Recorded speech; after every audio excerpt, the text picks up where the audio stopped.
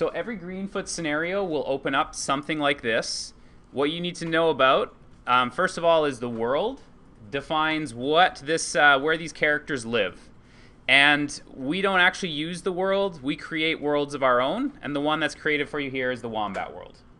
If you were to do multiple levels in a game, this is where you would add them. The worlds are like how, what it is that they live in, not necessarily the characters themselves. And the characters in your game are going to come down here, what we call actors. So for example, in this one, there are wombats and there are leaves.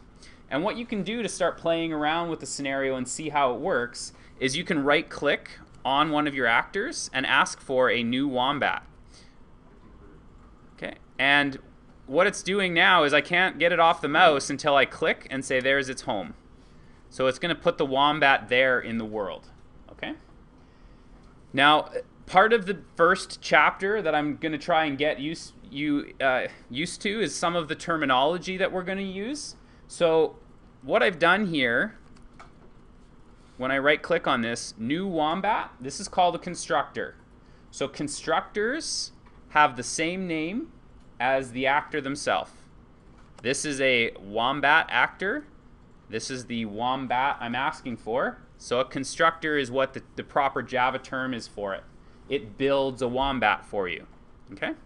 Now, when you have a wombat, what Greenfoot allows you to do, which is nice for beginners, is you can inspect these things visually. If I right-click on the wombat, it lets me see all the different things a wombat can do. For example, it can do all these different things here that I click on, and we'll play with this in a minute. And it also tells me, well, there's these things inherited from actor. We'll talk about what that means in more detail, but basically these are the other functions available, and we call these things methods. So in Java, when we refer to, for example, I want to know if my wombat can move. Well, here's the can move method, and it tells you if the wombat is able to move right now. So it defines the rules for a wombat. So the two terminologies that we've just talked about, first of all, wombat, that's a constructor because it has the same name as the thing I'm using. The second thing is, now that I built one, all the things I can do to it are called methods, and they're here, they're listed for me to see. So far I haven't had to type any code, it's all visual, so you can take a look at what you have. So why don't we ask a few things of this wombat? Why don't we get the amount of leaves it's eaten? So this one here tells me it's eaten none. Okay? So what I would like you to try doing right now is, with this idea of putting actors in the world and having them do things for you, I'm going to also put a leaf in the world.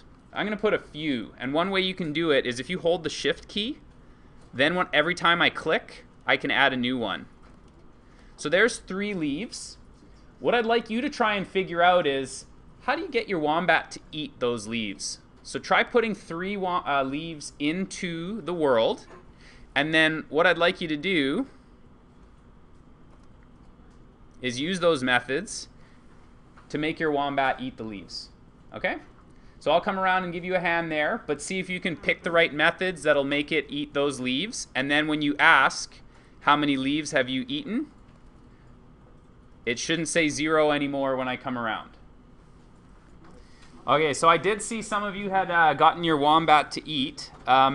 What you're doing here, you're not actually typing the code, but you're doing exactly the same thing that it would if we were to type this code when you're asking for methods. So now that I'm on top of this leaf, I'm going to call eat leaf. It disappeared from the world. And when I ask this wombat now, how many leaves have you eaten? It's going to say 1. So the other thing that we have in this terminology that I want you to learn a little bit about today is called an instance variable. Now let me tell you how it gets its name. What you have in the right side of Greenfoot are called classes. Classes define the behavior for all wombats, all leaves, all instances of the wombat class, all instances of the leaf class. So one way you could think about this is you all belong to the animal kingdom. There are certain rules that all animals must follow, or you would not be in that animal kingdom. You would be part of the plant kingdom or something else. So being that you're in the animal kingdom, you are an instance of an animal. Just like this wombat here is one wombat from the wombat class. Now, each wombat has its own information, just like each of you has a name and different things that make you unique, even if you boil it down to your DNA. So the way it is managed in Java is each instance of the class has instance variables. These are the things which are unique to that one and only object. So if I put another wombat in the world, this one should not have eaten any leaves yet. It should still say 0. And it does, because its instance variables have not changed yet. Nothing has happened to the wombat to make it do that. Okay, so let me step you back through, and I understand today is going to be a little bit of just getting to know what we're talking about when I use that terminology. But first of all, we said you have constructors, and you know it's a constructor because it has the same name as the class. We said you have methods. If you right-click on one of these actors, you can see what the methods are, things that it can do for you, things that you can ask it. And every time you create an object, we call that object an instance of the class. Each instance of the class has its own variables so that you can keep track of what's happening. Kind of like if you have a character in your video game, that character should know how much ammo do I have, how much life do I have, how fast do I have to get through the level before I end up getting killed, or whatever other things come into play. So let's try taking a look. What I'd like you to see if you can figure out now is, can you make it so that when you ask can move, can you figure out how to do this so that can move will say false? Put the wombat somewhere, do something to the wombat, see if you can figure out how to make that say false.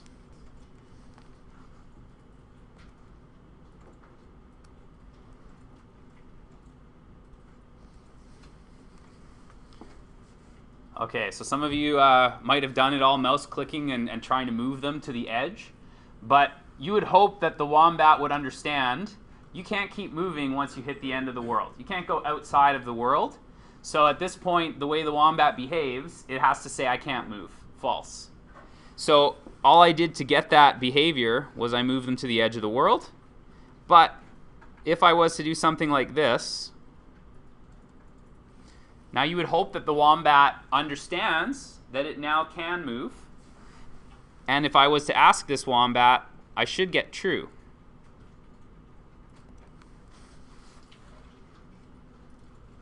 So we were going to talk eventually about how do you make these things up and program a character to understand this.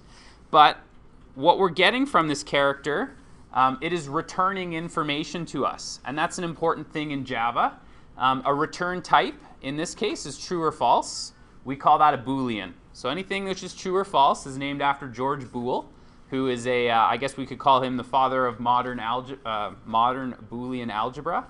So true and false statements, how do you resolve whether something's true or false? If you said, this is true and not, false or true, all the different rules that govern how that works. So that's where it gets the name Boolean. You've also just seen another return type. Some of the information can be returned as an int. So what do you think an int might represent? Come on, math people. What do you think an int represents? An integer, yeah. So it would make sense to talk about that how many leaves have been eaten rather than like 1.75 leaves. So an int is returned, the number of leaves as a whole number, an integer.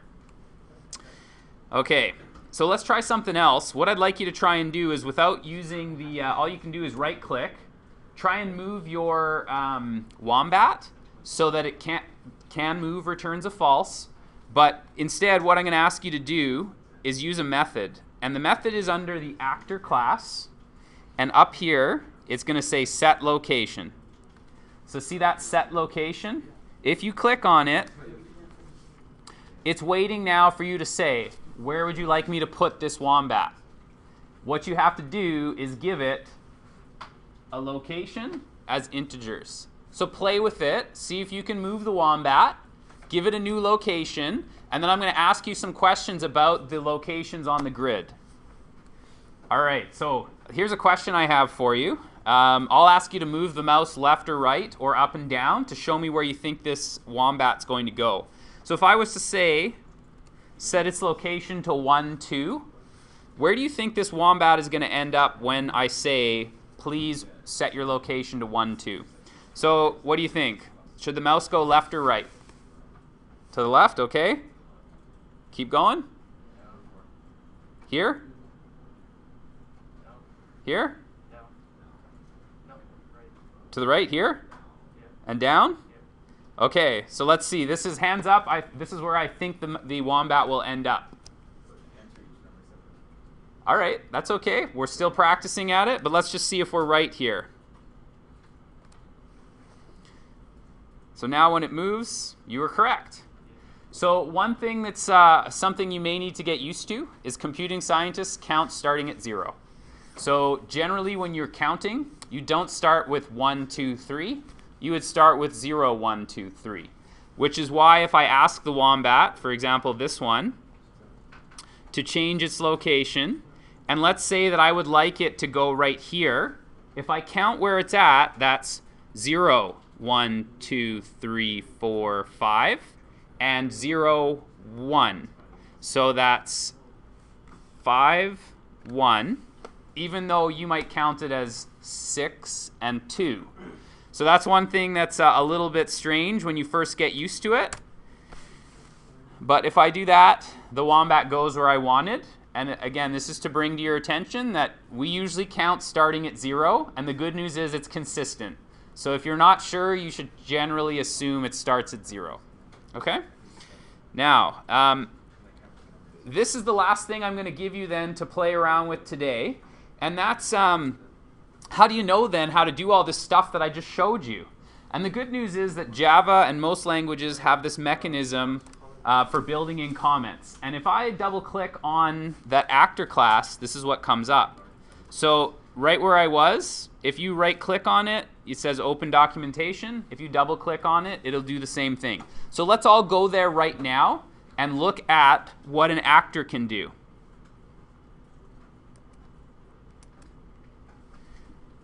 So if you're not sure about how to program something or what these methods do, this is where all the instructions are. This is like if you're a mechanic, this is the manual that tells you about how to build the car or work on the engine.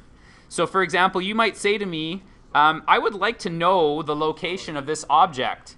Here is how you get the x coordinate, and here's how you get the y coordinate. So why don't we go back to Greenfoot and see if that does what we thought. So I'll ask this wombat, what is your x coordinate? And if you remember when we counted, it should return 5.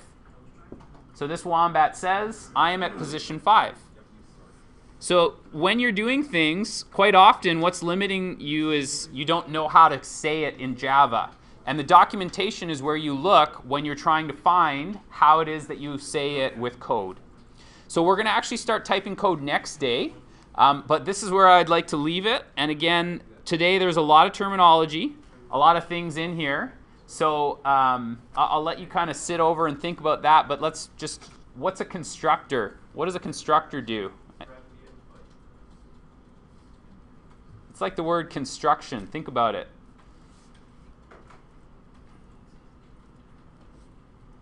Sure, go for it. Oh, yeah, it creates an actor, it builds an actor. So when you think constructor, it is building, it is creating what we want to play with. And what did we call these things here? When I right click and I see all this stuff, what are these things called? What are these things called? There's a special term that we use when we talk about act, can move, eat, found, leaf, get leaves. Do you remember what the word is? A method, thank you. Yes, it's called a method. Now, we also have classes over here on the right. Do you remember what it's called when you create someone in a class? What's this?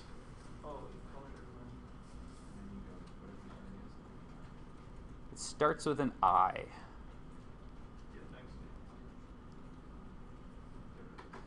So that's an instance variable. So that's an instance of the class. So you have an instance, meaning somebody that is going to behave according to that class. All right, so I'm going to leave it there for today.